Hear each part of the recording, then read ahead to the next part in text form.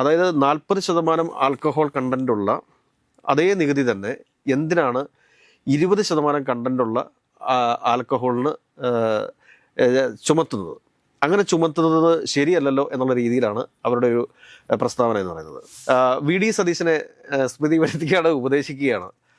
മുഖ്യമന്ത്രി, നിങ്ങളൊരു കാര്യം ഓർക്കുക, നിങ്ങൾ തനിച്ചാണ്, നിങ്ങളുടെ കൂടെ പാർട്ടിയില്ല, നിങ്ങളുടെ കൂടെ മന്ത്രിമാരില്ല.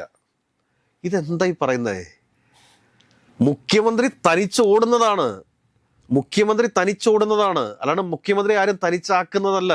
ഇതിനു മുമ്പ് ലീഡർ ശ്രീ കെ കരുണാകരനെ താഴെ ഇറക്കുന്നതിൽ മുഖ്യ പങ്ക് വഹിച്ചിട്ടുള്ള, അല്ലെങ്കിൽ ചാരക്കേസ് ഉയർത്തിക്കൊണ്ട് വന്നിട്ടുള്ള ഒരു ചാനലാണ് ഈ പറഞ്ഞ മനോരമ എന്ന് പറയുന്നത്. അന്ന് പത്രമായിരുന്നു. പത്രത്തിൽ എഴുതി ലീഡർ ശ്രീ കെ കരുണാകരനെ നമ്പി നാരായണനൊക്കെ കൊല വിളിച്ചു എന്നുള്ളതാണ് യാഥാർത്ഥ്യം. അങ്ങ് പ്രതിപക്ഷ നേതാവായിരുന്നപ്പോൾ പറഞ്ഞു PM ശ്രീ എന്ന് പറഞ്ഞ പദ്ധതി കൊണ്ടുവരത്തില്ല എന്ന് പറഞ്ഞു. അത് ഞങ്ങൾ അറബിക്കടലിൽ എറിയുമെന്ന് പറഞ്ഞു. അതൊക്കെ പറഞ്ഞ KM ഷാജിയാണ്. പക്ഷെ പരിപൂർണമായിട്ടും പ്രതിപക്ഷ നേതാവായിരുന്നപ്പോൾ എതിർത്തിരുന്ന ആളാണ് വി.ഡി. സതീശൻ. ആ വി.ഡി. സതീശൻ പിന്നെ എങ്ങനെയാണ് ഇപ്പോൾ അതിനെ അനുകൂലിക്കുന്നത്? നമസ്കാരം. മാധ്യമങ്ങൾ എക്കാലത്തും പക്ഷമുള്ളവരാണ്. നിഷ്പക്ഷത എന്നൊക്കെ ഒരു ജനാധിപത്യ സംവിധാനത്തിൽ പറയാമെങ്കിലും യാഥാർത്ഥ്യത്തിൽ അതില്ല എന്ന് നമുക്കറിയാം. കേരളത്തിലെ നല്ലൊരു ശതമാനം മാധ്യമങ്ങളും മാധ്യമപ്രവർത്തകരും അന്ധമായ ഇടതുവിരുദ്ധത കൊണ്ടു നടക്കുന്നവരുമാണ്. അതും ഒരു യാഥാർത്ഥ്യമാണ്. ഇപ്പം ചില പ്രധാനപ്പെട്ട അല്ലെങ്കിൽ ഫേമസ് വാർത്താ അവതാരകളുടെ കാര്യം, ചില പേരുകളുണ്ട്, ചില ചാനലുകളുണ്ട്. ഇപ്പോൾ നമ്മൾ മനോരമ എടുക്കുകയാണെങ്കിലും അല്ലെങ്കിൽ റിപ്പോർട്ടർ TV, ഇപ്പോൾ അതിലെ സ്മൃതി പരുത്തിക്കാട്, ഇങ്ങനെ കുറച്ച് പേരുകളുണ്ട്, കുറച്ച് ചാനലുകളുണ്ട്.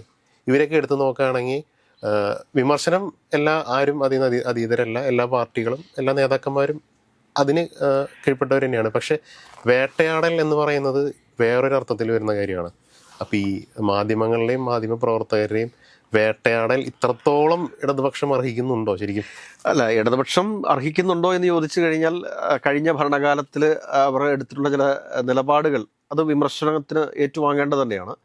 എന്ന് കരുതി സോഷ്യൽ മീഡിയയിൽ ഒരു പരിധിക്കപ്പുറത്തേക്കുള്ള ഒരു അറ്റാക്ക് ഏറ്റുവാങ്ങേണ്ട ആവശ്യം ഉണ്ടോ എന്ന്, ഒരു വിമർശനം ആവശ്യത്തിലധികമായി കഴിഞ്ഞു എന്നാണ് എനിക്ക് തോന്നുന്നത്. ഇപ്പോൾ വളരെ രസകരമായിട്ടുള്ളൊരു സംഭവം ഞാൻ പറഞ്ഞുതരാം.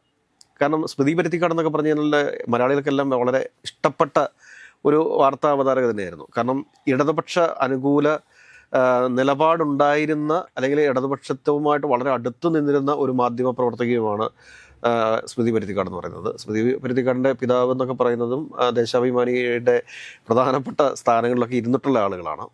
അപ്പോൾ ദേശാഭിമാനിയിൽ നിന്ന് വന്ന ഒരാൾ തന്നെയാണ് സ്മൃതി പരുത്തിക്കാട്. അവർ തന്നെ അവരുടെ പല അഭിമുഖങ്ങളിലും പറഞ്ഞിട്ടുണ്ട്. വളരെ എല്ലാവർക്കും വളരെ കാര്യമായിട്ടുള്ള ഒരു വ്യക്തിയാണ് സ്മൃതി പരുത്തിക്കാട്. പക്ഷേ കഴിഞ്ഞ കുറേ ദിവസങ്ങളായിട്ട് അവർ നടത്തുന്ന റിപ്പോർട്ടർ ചാനൽ ചെയ്തുകൊണ്ട് നടത്തുന്ന സ്റ്റേറ്റ്മെൻറ്റുകൾ നമ്മളെയൊക്കെ അലോസരപ്പെടുത്തുന്നുണ്ട് എന്നുള്ളത് യാഥാർത്ഥ്യമാണ്.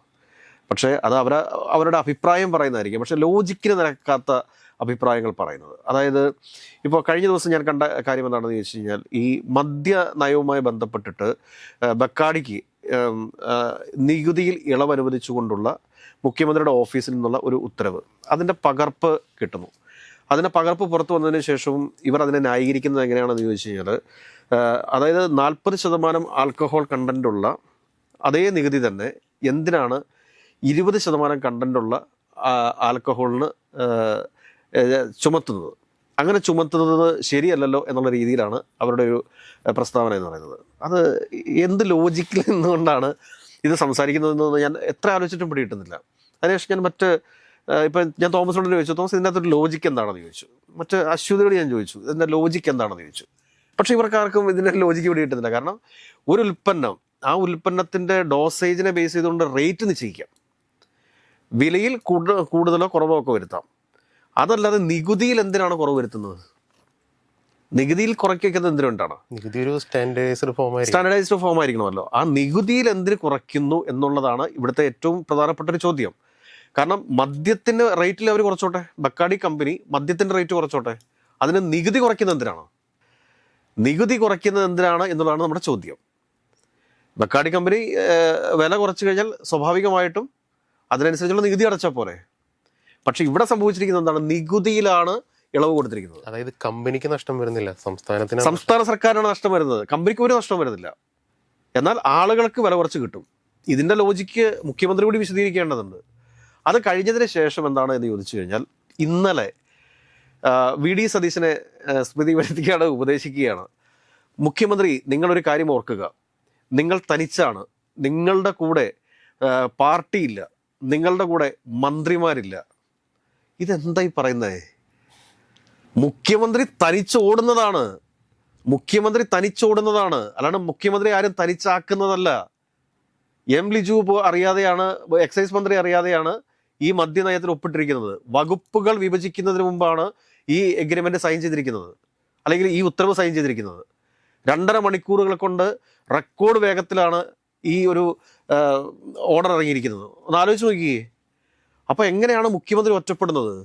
മുഖ്യമന്ത്രി ഓരോ കാര്യങ്ങൾ ചെയ്യുമ്പോൾ അതിന് കൂടിയാലോചനകളില്ലാതെ തെരഞ്ഞെടുപ്പിന് മുമ്പ് ടീം യു ഡി എഫ് എന്ന് രാവന്തിയോളം പറഞ്ഞുകൊണ്ടിരുന്ന മുഖ്യമന്ത്രി ഇപ്പോൾ ഒൺലി മീ എന്ന അവസ്ഥയിലേക്ക് എത്തിയില്ലേ? ഞാൻ എന്ന് മാത്രമായില്ലേ? അവിടെയാണ് പ്രശ്നം. അവിടെ ആരും മുഖ്യമന്ത്രി ഒറ്റപ്പെടുത്തുന്നില്ല. മുഖ്യമന്ത്രി സ്വയം ഒറ്റതിരിഞ്ഞ് ഓടിക്കൊണ്ടിരിക്കുകയാണ്. അവിടെയാണ് പ്രശ്നം. കാരണം പല മന്ത്രിമാരുടെയും ഓഫീസിൽ സ്റ്റാഫില്ല, ഓഫീസുകൾ പലതും പ്രവർത്തന സജ്ജമല്ല. അതിന് കാരണം എന്താണ്? അല്ല, അവർ കൊടുക്കുന്ന ലിസ്റ്റ് ഇവിടെ അംഗീകരിക്കപ്പെടുന്നില്ലല്ലോ പലതും. അവിടെയാണെന്ന പ്രശ്നം. പല വകുപ്പുകളിലും മുഖ്യമന്ത്രി നേരിട്ട് ഇടപെടുന്നു. DYSPമാരുടെ റീഷഫ്ലിങ്ങുമായി ബന്ധപ്പെട്ടുള്ള ഫയലുകൾ പോലും മുമ്പോട്ട് നീങ്ങുന്നില്ല. എന്നാൽ ബക്കായുടെ ഫയല് വളരെയധികം സ്പീഡിൽ 2.5 മണിക്കൂർ കൊണ്ട് പാലം കടന്നു. അപ്പോൾ സ്മൃതി പരുത്തിക്കാടിൽ നിന്നൊക്കെ കേരളത്തിലെ പൊതുസമൂഹം ആഗ്രഹിക്കുന്ന കുറേ കാര്യങ്ങളുണ്ട്. വിമർശിക്കാം, രാഷ്ട്രീയപരമായിട്ട് ആരെ വേണമെങ്കിലും വിമർശിക്കാം. വിമർശനത്തിന് അതീതരായിട്ട് കേരളത്തിൽ ആരുമില്ല. എന്നാൽ നിങ്ങളിൽ നിന്ന് പ്രതീക്ഷിക്കുന്ന കുറച്ച് കാര്യങ്ങളുണ്ട്. കോൺഗ്രസ് കാര്യത്തൊന്നും അല്ലല്ലോ സ്മൃതി പരുത്തിക്കാട് എന്ന് പറയുന്നത്. നിഷ്പക്ഷമായിട്ട് അഭിപ്രായങ്ങൾ രേഖപ്പെടുത്തിക്കൊണ്ടിരുന്ന ഒരു വ്യക്തി തന്നെയാണ് സ്മൃതി പരുത്തിക്കാട് എന്ന് പറയുന്നത്. അപ്പോൾ അങ്ങനെയുള്ള സ്മൃതി പരുത്തിക്കാട് എന്തിനാണ് ഒരു പക്ഷത്തിന് വേണ്ടിയിട്ട് ഇങ്ങനെ, ഇനിയിപ്പോൾ അവരുടെ എഡിറ്റോറിയൽ പോളിസി ആണെന്ന് എനിക്ക് അറിഞ്ഞുകൂടാ. ഏതൊക്കെയാണ് ഇതൊരു വ്യക്തിത്വം കളയുന്നതിന് തുല്യമായിട്ടുള്ള ഒരു കാര്യമാണ്. കാരണം യാതൊരു ലോജിക്കിനും നടക്കാത്ത ചില വാദങ്ങളൊക്കെ റിപ്പോർട്ടർ ചാനൽ പോലുള്ളൊരു പ്രധാനപ്പെട്ട ചാനലിൻ്റെ ഫ്ലോറിൽ അവതരിപ്പിക്കുക എന്ന് പറഞ്ഞു കഴിഞ്ഞാൽ അതിനോട് നമുക്ക് വിയോജിപ്പുണ്ട്. നമുക്ക് മാത്രമല്ല, നമ്മൾ എവിടെയൊക്കെ സംസാരിക്കുന്ന അവിടങ്ങളിലൊക്കെ ഈ കോൺഗ്രസ്സുകാർക്ക് തന്നെ അതൃപ്തിയുണ്ട്. കോൺഗ്രസ്സുകാർ തന്നെ എതിരായിട്ട് നിൽക്കുവാണ് ഈ മുഖ്യമന്ത്രി VD സതീശൻ്റെ നിലപാടുകളോട്. അപ്പോൾ അതിനിടയിലാണ് സ്മൃതി പരുത്തിക്കാട് ഇങ്ങനത്തെ ഒരു ഡയലോഗുമായിട്ട് വരുന്നത്. ഇനി അതിലും രസകരമായിട്ടുള്ളൊരു കാര്യമുണ്ട്. അതായത് മനോരമ ഇന്ന് രാവിലെ അറിയാതെ വെച്ചുപോയതാണ് കേട്ടോ, അറിയാതെ നമ്മൾ മലയാള മനോരമയുടെ ന്യൂസ് ചാനൽ ഒന്ന് വെച്ച് കഴിഞ്ഞപ്പോഴത്തേക്ക് രാവിലെ കണ്ട ഒരു ന്യൂസാണ്. ഞാനതിവിടെ കാണിക്കാം. വാർത്തയാണ്. അതെ, ജൻസികളും വണ്ടിപ്രേമികളും ഇളവ് 100 ദിവസത്തിനുള്ളിൽ നടപ്പായേക്കും. മുഖ്യമന്ത്രി VD സതീശൻ നൽകിയ ഈ വാഗ്ദാനം സർക്കാരിന്റെ 100 ദിന കർമ്മ പരിപാടിയിൽ ഉൾപ്പെടുത്തും. ഗതാഗത വകുപ്പിലെ പദ്ധതികൾ ആവിഷ്കരിക്കാനായി ഇന്നലെ നടന്ന യോഗത്തിലാണ് തീരുമാനമെടുത്തത്. ആദ്യഘട്ടത്തിൽ മോട്ടോർ വാഹന വകുപ്പ് തയ്യാറാക്കിയതിൽ നിന്ന് കൂടുതൽ ഇളവുകൾ നൽകാനാകും ധാരണയായിട്ടുള്ളത്. നിശ്ചിത ഫീസ് ഈടാക്കിക്കൊണ്ട് മോഡിഫിക്കേഷന് അനുമതി നൽകുന്നതാണ് പരിഗണിക്കുന്നത്. ഒന്ന് ആലോചിച്ച് നോക്കൂ, മോട്ടോർ വാഹന വകുപ്പ് മുമ്പോട്ട് വെച്ച 18 മോഡിഫിക്കേഷനുകൾ എന്തൊക്കെയായിരുന്നു? ഫ്ലോർ മാറ്റ് മാറ്റാം, സ്റ്റീറിംഗ് മാറ്റാം. ഒന്ന് ആലോചിച്ച് നോക്കി. കാരണം കേന്ദ്ര ഗവൺമെന്റിന്റെ നിയന്ത്രണത്തിലുള്ള മോട്ടോർ വാഹന നിയമങ്ങൾ എങ്ങനെയാണ് സംസ്ഥാന സർക്കാരിന് ഒരു ഉപസമിതിയെ വെച്ച് മാറ്റാൻ സാധിക്കുക? അല്ല, ഞങ്ങളൊന്നും ചെയ്യുന്നില്ല എന്ന പരാതി നേരത്തെ ഇവർക്കെതിരെ ഉണ്ടല്ലോ. അപ്പോ ഒരു സമിതിയെ വെച്ചാൽ കുറച്ചു കാലം അതിന്റെ പിന്നാലെ പോകും. അല്ല, അത് ഞാൻ ചോദിക്കട്ടെ, ഇത് നമ്മൾ പല ചർച്ചകളിൽ പറഞ്ഞുകൊണ്ടിരിക്കുന്ന കാര്യമാണ്. മലയാളികളുടെ പൊതുബോധത്തെ എന്താക്കിക്കൊണ്ടിരിക്കുന്നത്? കണ്ണിൽ പൊടിയിടും. അല്ല, മലയാളികളുടെ പൊതുബോധത്തെ ഇദ്ദേഹം ഇതേ രീതിയിൽ ഇതാക്കുകയാണോ? മലയാള മനോരമയെ സംബന്ധിച്ചിട്ട് നമ്മളുടെ മുഖ്യമന്ത്രിയുടെ ഒരു ഒഫീഷ്യൽ ചാനലാണ് മലയാള മനോരമ എന്ന് പറയുന്നത്. അത് ഉമ്മൻചാണ്ടിക്ക് ശേഷം അവർക്ക് കിട്ടിയിരിക്കുന്ന മറ്റൊരു മുഖ്യമന്ത്രിയാണ് VD സതീശൻ എന്ന് പറയുന്നത്. ഇതിനു മുമ്പ് ലീഡർ ശ്രീ K കരുണാകരനെ താഴെ ഇറക്കുന്നതിൽ മുഖ്യ പങ്ക് വഹിച്ചിട്ടുള്ള, അല്ലെങ്കിൽ ചാരക്കേസ് ഉയർത്തിക്കൊണ്ട് വന്നിട്ടുള്ള ഒരു ചാനലാണ് ഈ പറഞ്ഞ മനോരമ എന്ന് പറയുന്നത്. അന്ന് പത്രമായിരുന്നു. പത്രത്തിൽ എഴുതി ലീഡർ ശ്രീ K കരുണാകരനെ നമ്പി നാരായണനൊക്കെ കൊല വിളിച്ചു എന്നുള്ളതാണ് യാഥാർത്ഥ്യം. അതിനുശേഷം ഇതുപോലെയുള്ള മാധ്യമങ്ങൾ കാണുന്ന ഈ നാട്ടിലെ സാധാരണ ചെറുപ്പക്കാരെന്താണ് കരുതുക? വീണ്ടും പ്രതീക്ഷ വരും. വീണ്ടും അവരുടെ മനസ്സിൽ പ്രതീക്ഷകൾ വരുമല്ലേ? കേന്ദ്ര സർക്കാരിൻ്റെ നിയന്ത്രണത്തിലുള്ള മോട്ടോർ വാഹന നിയമങ്ങളിൽ എന്തെങ്കിലും ഭേദഗതി വരുത്താനായിട്ട് സംസ്ഥാന സർക്കാരിന് സാധിക്കുമോ? ഇതിങ്ങനെ തന്നെ ഡയലോഗ് ഇടാൻ പറ്റും, സീറ്റ് കവർ മാറ്റാൻ പറ്റും, വണ്ടി വാഷ് ചെയ്യാം, പെട്രോൾ അടിക്കുന്നതിന് കാശ് കൊടുത്താൽ പെട്രോൾ അടിക്കാം, പെട്രോൾ അടിക്കുന്ന സമയത്ത് അതിൻ്റെ ഇത് ഓപ്പൺ ചെയ്യാം, ടാങ്കിൻ്റെ ഇത് ഓപ്പൺ ചെയ്യാം, അതിൻ്റെ ഇത് പെർമിഷൻ ഇല്ലാതെ അത് മാറ്റാം. അതല്ലാതെ പെയിന്റ് മാറ്റണം എന്നുണ്ടെങ്കിൽ അത് നേരത്തെ മുതലുള്ള നിയമമാണ്. എന്തെന്ന് ചോദിച്ചു കഴിഞ്ഞാൽ RTO ഓഫീസിൽ പോയി രജിസ്റ്റർ ചെയ്ത് ഇൻറ്റിമേഷൻ കൊടുത്ത് അവിടെ അതിനുള്ള ഫീസ് അടച്ചിട്ട് മാത്രം RC ബുക്കിൽ ഉൾപ്പെടെ ആ കളറിൻ്റെ ചേഞ്ചസ് വരുത്തേണ്ടതുണ്ട്. അതുകൂടാതെ CNGയോ LPGയോ ഫിറ്റ് ചെയ്യുന്ന സമയത്ത് ഈ കാർ ഉൾപ്പെടെയുള്ളത് ഇൻസ്പെക്ഷന് ഹാജരാക്കി അവിടെ നിന്ന് CNG LPG എന്ന് പറഞ്ഞുകൊണ്ട് അറ്റസ്റ്റ് ചെയ്ത് വാങ്ങേണ്ടതുണ്ട്. ഇത് നേരത്തെ തുടങ്ങി ഇവിടെയുള്ള നിയമമാണ്. ആ നിയമത്തെ ഒരു പുതിയ നിർദ്ദേശമായിട്ട് മോട്ടോർ വാഹന വകുപ്പ് മുഖ്യമന്ത്രിയുടെ കയ്യിൽ കൊണ്ടേ കൊടുക്കുന്നു. അത് മുഖ്യമന്ത്രി വലിയൊരു പ്രസ്താവനയായിട്ട് പറയുന്നു എന്ന് പറയുമ്പോഴത്തേക്ക് എന്താണ് ഈ നാട്ടിൽ? ഈ നാട്ടിലുള്ളവരെല്ലാം മണ്ടന്മാരാണോ? അല്ല, ഇതിപ്പോ സമിതിയെ വെക്കുന്നു, സമിതി കുറച്ചു കാലം അന്വേഷിച്ചിട്ട് പറയുന്നു കേന്ദ്രത്തിന്റെ നിയമങ്ങൾ ഇങ്ങനെയാണ്, നമുക്കിത് മാറ്റാൻ പറ്റുന്നില്ല. സത്യത്തിൽ ഇപ്പോൾ ഒരു രക്ഷപ്പെടലേ ചെയ്യുക. ശരിയാണ്, കേന്ദ്രം സമ്മതിക്കുന്നില്ല, നമുക്കിത് മാറ്റാൻ പറ്റുന്നില്ല.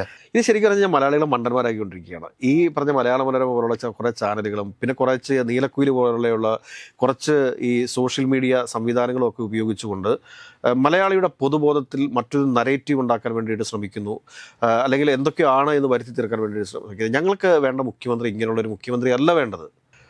പ്രാക്ടിക്കലി തിങ്ക് ചെയ്യുന്ന അല്ലെങ്കിൽ പ്രാക്ടിക്കലി കാര്യങ്ങൾ നിർവഹിക്കാൻ ശേഷിയുള്ള ഒരു മുഖ്യമന്ത്രിയാണ് നമുക്ക് ആവശ്യം. അതല്ലാതെ എന്തെങ്കിലും പറഞ്ഞ് ഇദ്ദേഹം ഇനിയിപ്പോൾ നിയമസഭയ്ക്കകത്ത് ഈ മദ്യനയവുമായി ബന്ധപ്പെട്ടിട്ട് ഉള്ള ഈ നികുതി ഇളവിനെക്കുറിച്ച് എന്ത് പറഞ്ഞാണ് ന്യായീകരിക്കാൻ വേണ്ടി പോകുന്നത്? ഒരു ന്യായീകരണം വേണമല്ലോ, എന്തെങ്കിലും പറഞ്ഞ് ന്യായീകരണം. 2.5 മണിക്കൂർ കൊണ്ട് ഒരു ഫയൽ എങ്ങനെ പെട്ടെന്ന് ഓർഡറായി മാറി എന്നുള്ളതിനെക്കുറിച്ച് എന്ത് പറഞ്ഞ് വിശദീകരിക്കും? അതിനെ നിസാരവൽക്കരിച്ച് മുൻപോട്ട് പോകാൻ വേണ്ടിയിട്ട് സാധിക്കുമോ? മറ്റൊരു വിഷയം കൂടി ഉണ്ട്.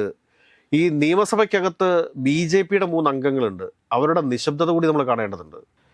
കേരളത്തിലെ എത്ര മാധ്യമങ്ങളെ വിലക്കെടുക്കാൻ സാധിക്കും? എത്ര മാധ്യമങ്ങളെ വിലക്കെടുക്കാൻ വേണ്ടി സാധിക്കും? കാരണം വലിയ പ്രതീക്ഷയാണ് മുഖ്യമന്ത്രി താങ്കളുടെ മേൽ ഈ നാടിനുള്ളത്. നിങ്ങൾ ഈ മന്ത്രിസഭയെ ഏകോപിപ്പിച്ച് മുൻപോട്ട് നയിക്കേണ്ട വ്യക്തിയാണ്. നിങ്ങളിങ്ങനെ ആക്രമിക്കപ്പെടുന്നത് അല്ലെങ്കിൽ പൊതുസമൂഹത്തിൽ ഇതേ രീതിയിൽ വിമർശിക്കപ്പെടുന്നത് ഒരിക്കലും ആഗ്രഹിച്ചിരുന്നവരല്ല നമ്മളാരും. ഇപ്പം എന്തെല്ലാം വിഷയങ്ങളുടെ പേരിലാണ് ഇദ്ദേഹം വിമർശിക്കപ്പെട്ടുകൊണ്ടിരിക്കുന്നത്. ഇത് നിസ്സാരമായിട്ടുള്ളൊരു കാര്യമല്ല. ബക്കാഡി കമ്പനിയുമായിട്ടുള്ള അതിൻ്റെ ഒരു നികുതി ഇളവ് എന്ന് പറയുന്നത്. ബക്കാഡി കമ്പനിക്കൂടെ വില കുറച്ചോട്ടെ, അതിനനുസരിച്ച് ടാക്സ് കുറഞ്ഞോളും. പക്ഷെ അവർ വില കുറയ്ക്കാതെ ഇവിടെ ടാക്സ് കുറയ്ക്കുന്നതിലൂടെ അത് സംസ്ഥാന സർക്കാരിന് വലിയ രീതിയിലുള്ള നഷ്ടമാണ് ഉണ്ടാക്കിയിരിക്കുന്നത്. സ്മൃതി പരുത്തിക്കാട് പറയുന്നത് പോലെ നിങ്ങൾ എന്താണോ വിശദീകരിക്കാൻ ആഗ്രഹിക്കുന്നത് അത് നിങ്ങൾക്ക് വിശദീകരിക്കാൻ സാധിക്കില്ല. നിങ്ങൾ ഉദ്ദേശിച്ചിരുന്നത് എന്താണ് എന്നുള്ള കാര്യം അരിയാഹാരം കഴിക്കുന്ന കേരളത്തിലെ മലയാളികൾക്ക് വ്യക്തമാണത്. അതുകൊണ്ട് നിങ്ങളിൽ ഞങ്ങൾ പ്രതീക്ഷിച്ചിട്ടുള്ളത് ഇവിടുത്തെ ടെക്നോളജികളെ ഡെവലപ്പ് ചെയ്യുന്ന, അല്ലെങ്കിൽ ഇവിടുത്തെ മറ്റു വരുമാന സ്രോതസ്സുകൾ കണ്ടെത്തുന്ന, അല്ലെങ്കിൽ പുതിയ ഗ്രീൻ എനർജിയെ പ്രൊമോട്ട് ചെയ്യുന്ന, അല്ലെങ്കിൽ തീരദേശ മേഖലയെ വ്യാവസായികമായിട്ട് ഉപയോഗപ്പെടുത്താൻ സാധിക്കുന്ന പദ്ധതികൾ കൊണ്ടുവരുന്ന ഒരു മുഖ്യമന്ത്രിയായിട്ടാണ് VD സതീശനെ നമ്മളൊക്കെ പ്രതീക്ഷിച്ചിരുന്നത്. അതിനെല്ലാം വിപരീതമായിട്ടുള്ള പ്രവർത്തനങ്ങളാണ് അങ്ങയുടെ ഭാഗത്തു നിന്നുണ്ടാകുന്നത്. അങ്ങേക്ക് എന്താണ് സംഭവിച്ചത്? ഇതറിയാൻ കേരളത്തിന് ആഗ്രഹമുണ്ട്. അങ്ങ് പ്രതിപക്ഷ നേതാവായിരുന്നപ്പോൾ പറഞ്ഞു PM ശ്രീ എന്ന് പറഞ്ഞ പദ്ധതി കൊണ്ടുവരത്തില്ല എന്ന് പറഞ്ഞു. അത് ഞങ്ങൾ അറബിക്കടലിൽ എറിയുമെന്ന് പറഞ്ഞു. അതൊക്കെ പറഞ്ഞ KM ഷാജിയാണ്. പക്ഷെ പരിപൂർണമായിട്ടും പ്രതിപക്ഷ നേതാവായിരുന്നപ്പോൾ എതിർത്തിരുന്ന ആളാണ് VD സതീശൻ. ആ VD സതീശൻ പിന്നെ എങ്ങനെയാണ് ഇപ്പോൾ അതിനെ അനുകൂലിക്കുന്നത്? എങ്ങനെയാണ് ഇപ്പോൾ അതിനെ അനുകൂലിച്ചുകൊണ്ട് വരുന്നത്? കാരണം LDFന് വേണമെങ്കിൽ അത് മരവിപ്പിക്കാമായിരുന്ന, അത് തന്നെ അതിൽ കരാറിൽ ഒപ്പിടാതിരിക്കാമായിരുന്നല്ലോ എന്നാണ് നിലവിലത്തെ മുഖ്യമന്ത്രി പറയുന്നത്. ഇന്നത്തെ പ്രതിപക്ഷ നേതാവായിട്ടുള്ള പിണറായി വിജയൻ പറയുന്നത് എന്താണ്? ഞങ്ങൾ അതിൽ ഒപ്പിട്ട് പൈസ വാങ്ങിയിട്ടില്ല, ഞങ്ങൾ അത് മരവിപ്പിച്ചു. ഫ്രീസിംഗ് ലെറ്റർ കൊടുത്തിട്ടുണ്ട് സർക്കാർ, അന്നിരുന്ന സർക്കാർ. പക്ഷെ എന്തുകൊണ്ട് ഇന്ന് സാധിക്കുന്നില്ല എന്നുള്ളത് വലിയ ചോദ്യമല്ലേ? നിങ്ങളിലുള്ള പ്രതീക്ഷ നിങ്ങൾ തെറ്റിക്കരുത്. ഇനിയും സമയം വൈകിട്ടില്ല. കൂട്ടുത്തരവാദിത്വത്തോടുകൂടി ടീം UDF ആയിട്ട് തന്നെ മുഖ്യമന്ത്രി മുമ്പോട്ട് പോകാൻ പരിശ്രമിക്കണം എന്നൊരു അഭ്യർത്ഥന മാത്രമേ ഉള്ളൂ. അതല്ലെങ്കിൽ സ്മൃതി പരുത്തിക്കാട് ന്യായീകരിച്ചതുകൊണ്ടോ മലയാള മനോരമ ന്യായീകരിച്ചതുകൊണ്ടോ ഒന്നും സത്യമല്ലാതാകുന്നില്ല എന്ന യാഥാർത്ഥ്യം ഇനിയെങ്കിലും മുഖ്യമന്ത്രി മനസ്സിലാക്കണം എന്നൊരു അഭ്യർത്ഥന മാത്രമേ നമുക്ക് മുമ്പോട്ട് വയ്ക്കാനുള്ളൂ.